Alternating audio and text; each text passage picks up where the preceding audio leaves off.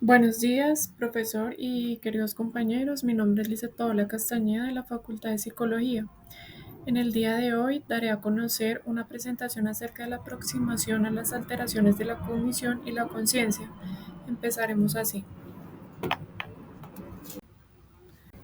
A lo largo de la presentación se desarrollarán 5 preguntas, de las cuales ya fueron planteadas anteriormente en el taller por el docente. En primera parte empezaremos con la pregunta ¿a qué se le denomina inconsciente cognitivo? Se conoce como los procesos cognitivos que nuestro sistema mental realiza de manera inconsciente o no consciente, esto debido a principalmente algún tipo de limitación cognitiva. De igual manera se sabe que esto no afecta en el desarrollo cognitivo de la persona, pero sí puede tener un impacto a nivel psicológico a través de las operaciones automáticas. Se podría referir como una inteligencia emocional, que es aquella que se encuentra dotada de sus propias reglas productivas y procesales, cuya comprensión suele ser compleja. En segundo lugar, como una actividad psíquica, refiriéndose a actividades psíquicas inherentes, es decir, como respuesta automática de la memoria a corto plazo.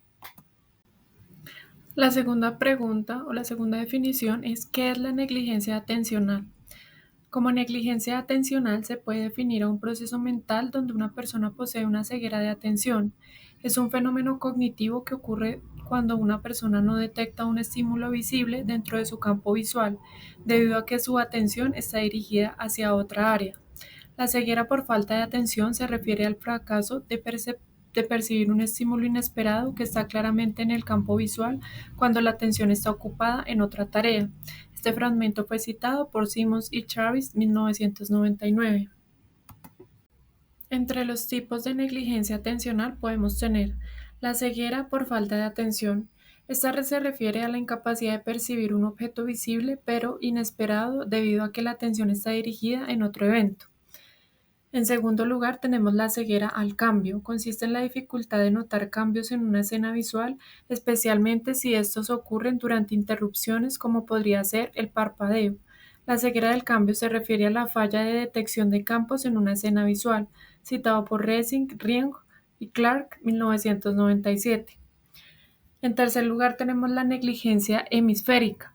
Es una condición neurológica que suele ocurrir después de un daño cerebral, como puede ser un derrame, en el cual el paciente no presta atención a uno de los lados de su espacio visual. El abandono hemispacial es una falta de atención en los estímulos de un lado del espacio, típicamente contralateral a la lesión cerebral, según citado Mesulam, 1999. Y por último tenemos la atención selectiva extrema. Ocurre cuando una persona se encuentra tan absorbida en una tarea específica que pasa por alto información relevante del entorno, incluso tratándose de su seguridad propia. La atención selectiva puede decir a la ceguera poco atenta cuando el enfoque atencional es demasiado estrecho. Citado por Mack y Rock, 1998. Ahora pasaremos a la parte del aprendizaje. ¿Qué es el aprendizaje inconsciente? El aprendizaje inconsciente es aquel que se entiende como la modificación del comportamiento como consecuencia a una experiencia reiterada con cierta regularidad ambiental, la cual pasa inadvertida por el ser.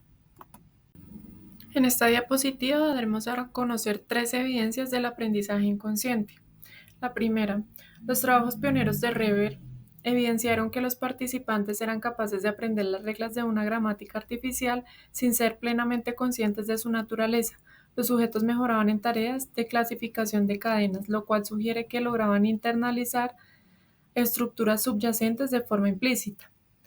La segunda evidencia es investigaciones como la de Nissen y Bullemer en 1987, los cuales emplearon tareas en las que se pedía a los participantes responder a secuencias de estímulos. Los resultados evidenciaron que los sujetos mejoraban sus tiempos de reacción conforme las secuencias se repetían, aunque muchos no eran conscientes del patrón subyacente que había aprendido. En la tercera evidencia tenemos estudios basados en técnicas de neuroimagen han demostrado que durante tareas relacionadas con el aprendizaje implícito se activan regiones cerebrales como el cerebelo y los ganglios basales, áreas asociadas a procesos automáticos y control motor. En contraste, dichas tareas no activan las regiones involucradas en la memoria explícita, reforzando así la presencia de rutas independientes para el proceso de aprendizaje consciente e inconsciente. Ahora continuaremos con la memoria inconsciente. ¿Qué es la memoria inconsciente? Se le puede definir a la memoria inconsciente como la facultad del cerebro para captar, almacenar y emplear información sin que la persona sea consciente de este proceso. Se evidencian habilidades, hábitos y respuestas emocionales que afectan el comportamiento sin que haya un recuerdo consciente del aprendizaje o la experiencia inicial. Un ejemplo claro de este tipo de memoria es la capacidad de montar en bicicleta o las respuestas condicionales que derivan a ella.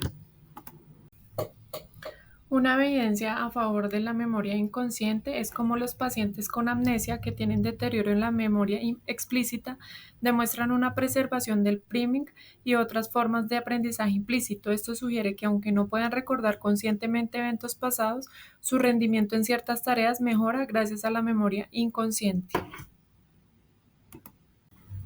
En esta diapositiva presentaremos dos disociaciones presentes en síndromes neuropsicológicos en los que se ve afectada la percepción o la atención. El primero es el síndrome de Balint. Se define por la aparición de tres síntomas principales: simultagnosia, que refleja la dificultad para percibir más de un objeto a la vez; aprexia ocular, consiste en problemas para realizar movimientos oculares voluntarios; y ataxia óptica, que afecta la coordinación entre la mano y el ojo. La simultagnosia es particular, ejemplifica cómo puede darse una separación entre la capacidad para identificar elementos individuales en el entorno y la habilidad para integrarlos en una percepción global coherente. En la segunda disociación tenemos la memoria implícita y explícita. Se puede observar una disociación entre la memoria implícita y explícita en ciertos trastornos. En estos casos, pese a las limitaciones en la atención consciente y la incapacidad para recordar estímulos de forma explícita, los pacientes pueden demostrar respuestas de priming y aprendizaje implícito. Esto indica que algunos mecanismos de procesamiento de información permanecen activos a nivel inconsciente, incluso cuando la atención consciente está comprometida. Muchas gracias por la atención prestada, docente y compañeros. Espero haberme hecho entender en los diferentes casos y diapositivas con lo que se requería.